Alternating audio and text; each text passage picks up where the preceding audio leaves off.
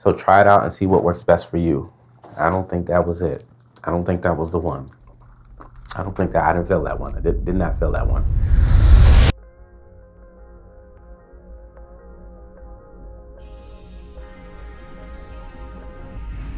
When I started off my videography journey, one thing I obsessed about was learning transitions. But most of the interesting transitions required you paying for an overlay pack. And as a beginner videographer, I didn't really have money to invest in overlays. So today, I'm going to share several unique transitions I've learned along the way to help you create better edits. Now, if you don't know me, I'm Teddy. I'm an event cinematographer and founder of Capture by Portrait Films. And I created this 10-part series to help any beginner videographer learn the craft of video and cinematography. And today, we're going to talk about transitions. Now, in my last video, I gave you an overview of my Premiere Pro workflow and some simple basic steps I use to sift and select through my sequences. Transitions are the glue that hold sequences together, so it makes sense to talk about this. Let's get started. Now, there are three basic transitions I mostly use in Premiere Pro: the cross dissolve, the dip to black, and the dip to white. Now, the cross dissolve, otherwise known as a general fade, is the easiest way to transition between two seemingly slow clips. I often use these on weddings or to slow down the pace of my edit. The dip to black effect is probably the safest choice when introducing a sequence or closing a sequence. And the dip to white effect can be used as a flash to transition from a seemingly bright location to a darker location in a sequence. So besides the basic transitions I just mentioned, the transitions I want to introduce you to first is the reveal transition. Oftentimes when I capture B-roll or cutaway clips, I reveal from a dark wall or maybe a bright surface. In doing so, it's possible to use the dip to black or the dip to white effect in an alternatively creative way.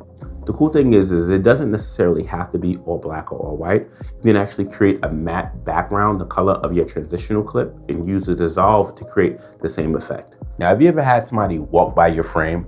It could be annoying, right? But you could also use that as an opportunity to pull off a mass transition. Now, what is a mass transition? A mass transition is a clever way of masking one clip over another to reveal a secondary clip. It's probably the first transition you'll learn to pull off as an editor. You can also add transitions on the original clip and have the secondary clip come into frame to introduce a new sequence. Ideally, I use these to introduce new locations, maybe different subjects, or maybe a significant part of an edit that I want people to focus on. Experiment to see what works best. Now, the whip transition is probably the oldest transition in the book, otherwise known as the whip pan, easily executed when shooting handheld. You simply start off your first clip with a quick pan in one direction, and you resume the next clip following that same direction. The finesse comes with cutting the clip at the right moment between the transitions, with the goal of making it look seamless. With this particular technique, speed and motion blur is your friend, so try it out. Sometimes when you're editing your transition, it may look like something is a little bit off. You may need to tweak certain things to make it look more seamless. Now, usually the solution is related to the speed of your transition, and this can be fixed by speed ramping.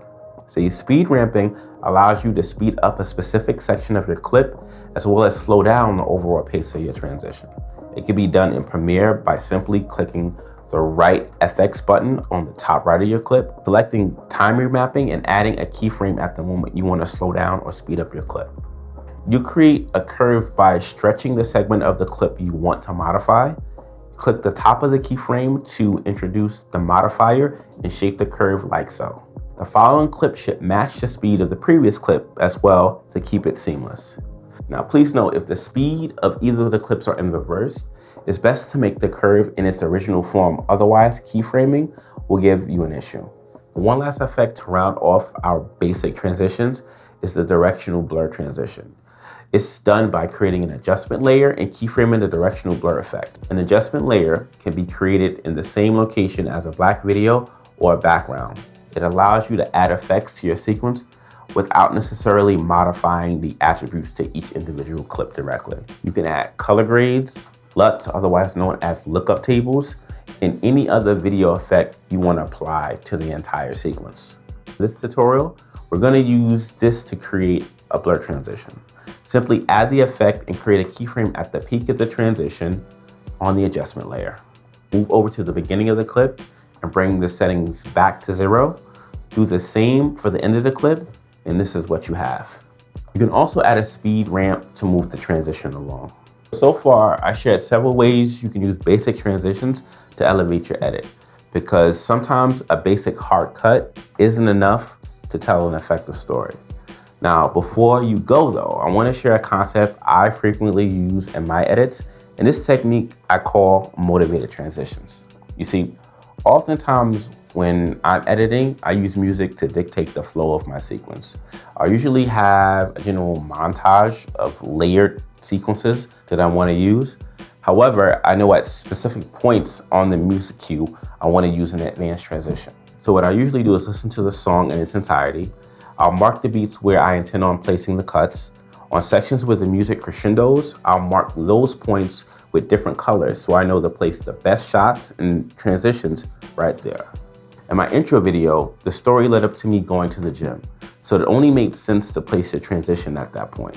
I want to show you how I created this exact transition using overlay assets. So before the transition, I wanted to build up anticipation, and this was done by creating cuts between the frames like so.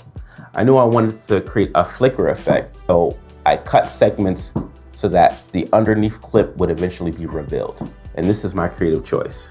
Simply having a hard cut to the next location could have been enough. However, I wanted to make it more impactful.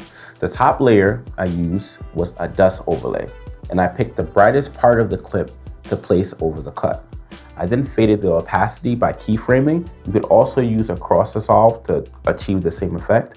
The extra touch was inverting the colors by changing the blend mode to difference.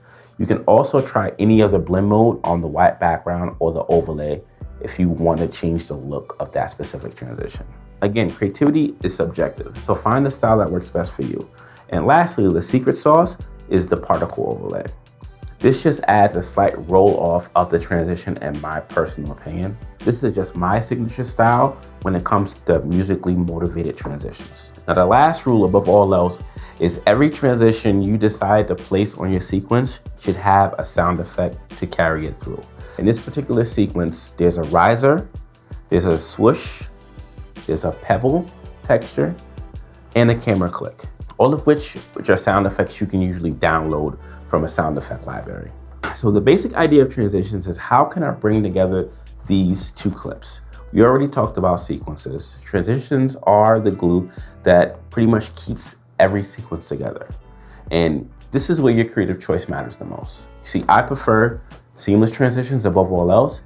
As you become more confident as an editor and videographer, you'll learn the best ways to bring your edits to life. But now, let's start with the basics, work in some speed ramps, and try different overlays to create your own unique style.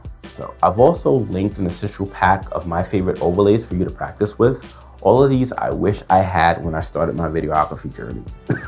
Eventually, you should invest in your own packs, and you can find these on subscription-based websites like Avado Elements, Artlist, or AssetByte.